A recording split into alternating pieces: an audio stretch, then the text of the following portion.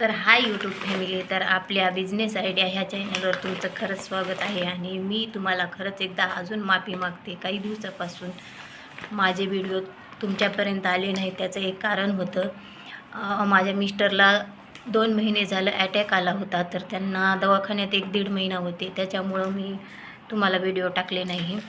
तर आता 2 महिने झाले, आता थोडी तब्येत चांगली आहे. हे आज तुम्हाला मी त्यांच्या गोळ्या पण दाखवते.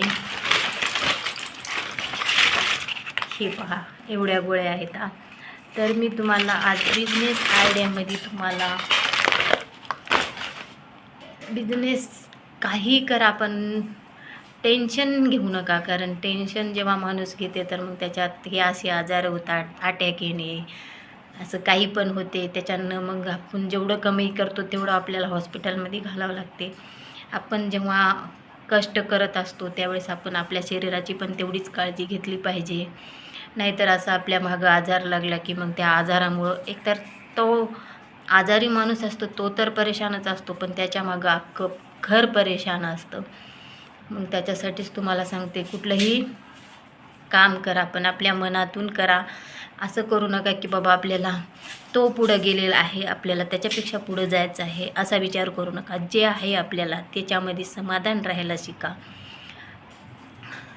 म्हणजे आपल्याला अपेक्षा वाढणार नाही कसल्याच गोष्टीची. अपेक्षा वाढली म्हणजे आपल्याला टेन्शन, आणि टेन्शन आले की आपलं शरीर गेलं म्हणायचं, एवढंच आहे. सगळ्यात जास्त तर आपल्याला आपल्या शरीराची काळजी घ्यावं लागेल. तर मी आज तुम्हाला बिझनेसबद्दल नाही सांगितले, त्याच्याबद्दल खरंच मी तुम्हाला पुन्हा एकदा माफी मागते. आणि मी तुम्हाला उद्यापासून रोज आपल्या बिझनेस आयडियाबद्दलचे व्हिडिओ टाकत राहीन. आणि खरंच भावा बहिणींनो, तुम्ही काही ना काही, आपला छोटासा होई नका, काही का असणार, पण आपलं स्वतःचं काम करा. लोकांचे नोकर बनण्यापेक्षा.